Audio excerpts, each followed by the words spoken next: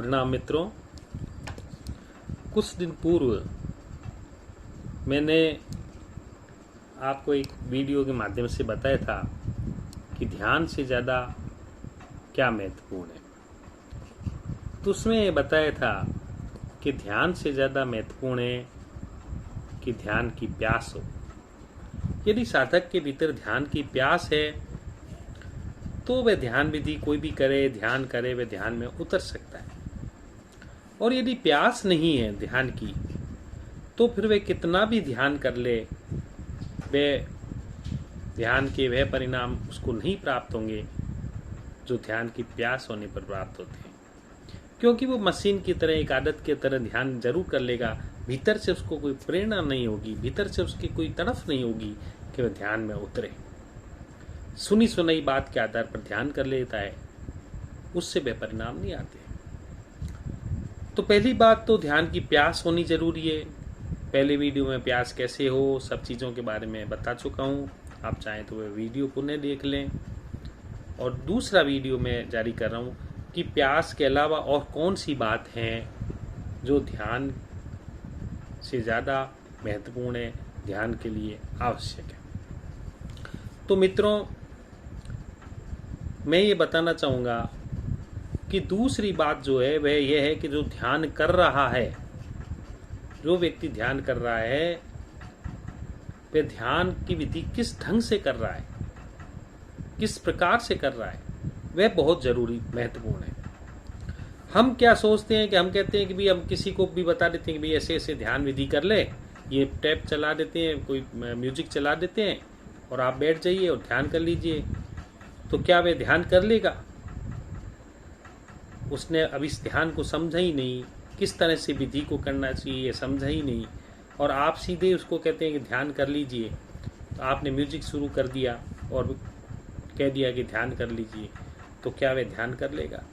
नहीं, वह ठीक ढंग से ध्यान नहीं कर पाएगा जब तक उसे ये पता नहीं हो कि ध्यान की विधि को करना कैसे है। जैसे उदाहरण के लिए, एक नया व्यक्ति आपके पास आता है और आप कहते हैं कि भाई ये नाद ब्रह्म ध्यान है, आधे घंटे तक आप बैठ जाइए और नाद की ध्वनि निकालनी है, गुंजार की ध्वनि निकालनी है, और उसके बाद हाथों को इस तरह से करना है और फिर हाथों को वापस इस तरह से करना है, और तीसरा आपको मौन का चरण के बता देते हैं और आप म्यूजिक शुरू कर देते हैं। अब वह किस तरह से ध्यान करता है, उसने ना ध्यान को समझा ना कुछ, उसके लिए बस आपने सोचा आधे घंटे में उसको सारा ध्यान की विधि दे रहा, म्यूजिक की सब कुछ बता देगा, समझा देगा, वो करेगा तो अपने आप आनंद आ जाएगा। आप ये सोच रहे हैं कि आप तो बस ध्यान में उतार दीजिए, बाकी सब अपने आप ध्यान विधि काम कर देगी। तो वह किस तरह से ध्यान करेगा मैं आपको बताता हूँ। तो आपने उसको पहले बता दिया, अब वो ध्यान करना शुरू किया, थोड़ी देर तक तो अच्छे ध्यान करेगा।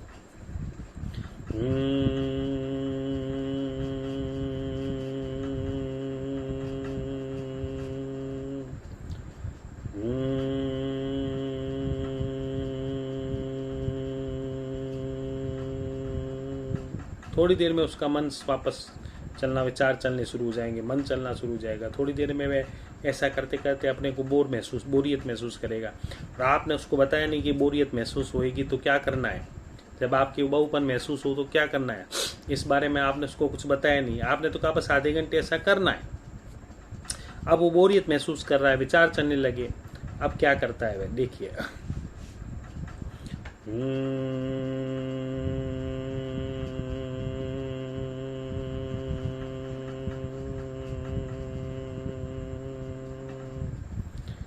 वो इधर उधर देख रहा है कि कोई देख तो नहीं रहा है।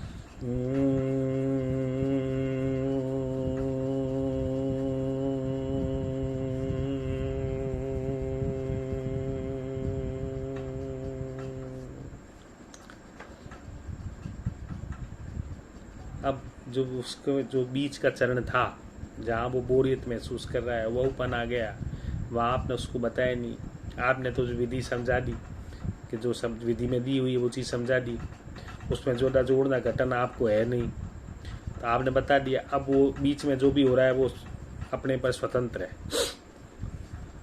तो ये ध्यान जो वो कर रहा है, अब आधे घंटे वो ध्यान करेगा, गुंजार करेगा, फिर अस्तित्व को ऊर्जा देगा, लेगा, हाथों को ऐसे ऐसे करेगा, और फिर वो लेट जाएगा।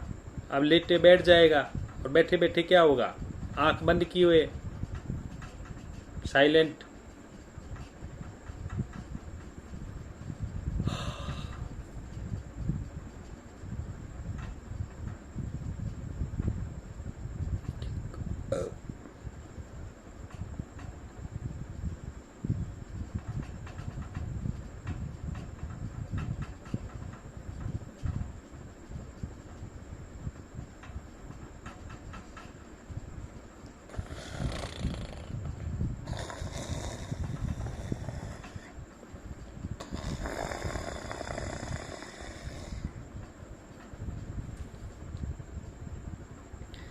फिर आप टंग का ध्यान खत्म होने की ध्वनि करेंगे, वो ध्यान से बाहर आ जाएगा। पूछेंगे कैसा ध्यान हुआ, अच्छा ध्यान हुआ, शांति महसूस हुई, शांति महसूस हुई।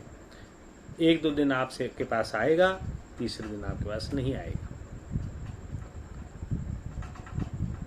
तो ये जो ध्यान विधि, हम केवल ध्यान विधि बता देते हैं, हमें इसकी बारीक चीज़ों को भी बताना जरूरी होता है।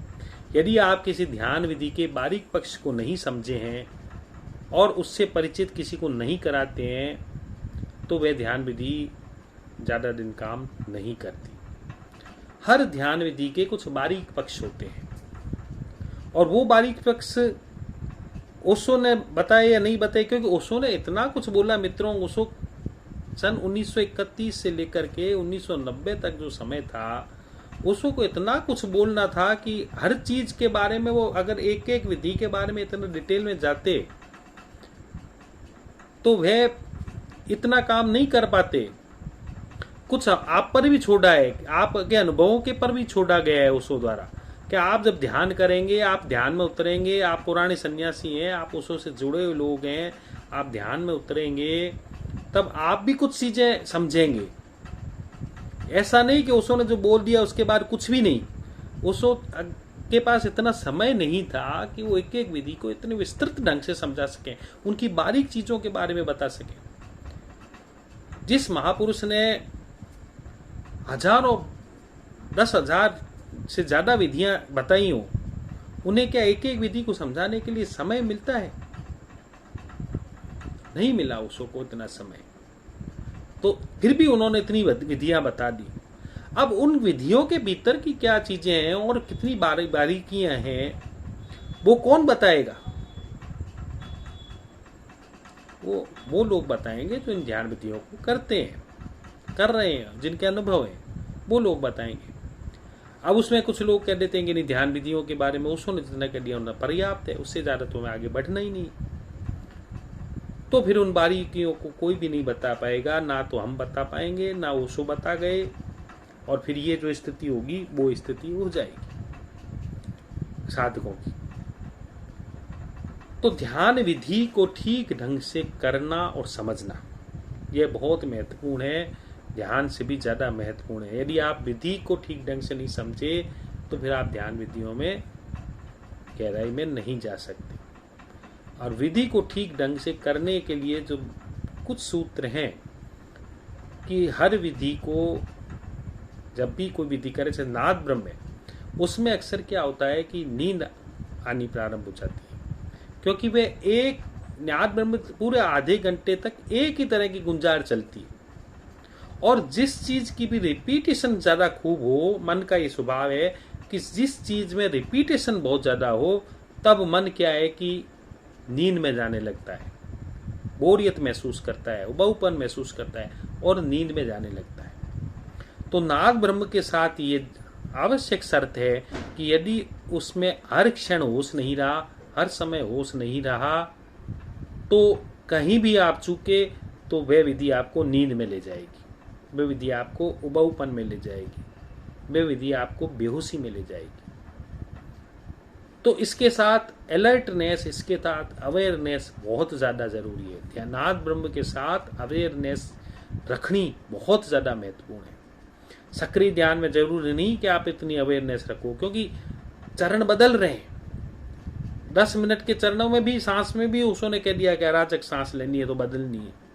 सेकंड चरण में भी आप तरह तरह के भाव भंगिमा कर रहे हैं, कभी रो रहे हैं, कभी हंस रहे हैं, कभी चीख रहे हैं, कभी गा रहे हैं, सब कुछ बदल रहा है। तो मन नींद में नहीं जा रहा, क्योंकि मन को नई चीज मिलती जा रही है। लेकिन नाद ब्रह्म में नई चीज नहीं मिल रही है। इसलिए सक्रिय ध्यान में इतनी अवेयरनेस की जरूरत नहीं है। शुरुआती चरणों में आप जरूरी नहीं अवेयर रहें तो अच्छी बात है, लेकिन जरूरी नहीं अवेयर ना रहें तो भी जरूरी नहीं। लेकिन नाद ब्रह्म ध्यान में बहुत ज़्यादा ज़रूरी है कि आप पूरे समय अवेयर रहें, अपने को अवेयरनेस को कायम रखें, होश को कायम रखें। और जब नाद ब्रह्म में आप होश को कायम रखेंगे तब प्रत्येक चरण क्या है कि ठीक ढंग से होगा। फिर आप इस तरह से ऐसे नहीं होगा, क्योंकि आपका होश पूरा बॉडी पर है, शरीर पर है। तो दूसरी बात जो ध्यान विधि के लिए बहुत ज़्यादा ज़रूरी है वह यह है कि ध्यान विधि के बारीक पक्ष को भी समझें और ध्यान विधि को ठीक ढंग से समझें कि विधि किस तरह से काम करती है और उसमें कौन कौन सी बीच में रुकावटें आती हैं जो बेहोशी में ले जाती हैं। तो हर ध्यान विधि के पहलू पर यह बात ध्यान रखें कि इसमें बेहोशी कहाँ आ सकती है और कब कब किस किस समय में बेहोशी आती है, कितने समय करने के बाद आती है, किस किस स्टेप में आती है, और उस चीज़ को समझने पर वहाँ जब बेहोशी आती है तब किस तरह से विधि में हम आगे बढ़ें, इन चीज़ों को समझेंगे तब ध्यान विधि और अच्छे ढंग से आपके कार्य करेगी और उसके परिणाम बहुत अच्छे होंगे। तो पहली बात तो थी कि ध्यान की प्यास हो, वह तो अत्यधिक आवश्यक है। दूसरी विधि, ध्यान विधि करने की तरीका ठीक हो, उसकी बारीकियों को समझ करके ध्यान विधि की जाए। तो यह बात हो गई दूसरी। तीसरी बात मैं अगले वीडियो में फिर करूँगा। तब तक के लिए बहुत बहुत धन्यवाद, मेरा प्रणाम, थैंक यू।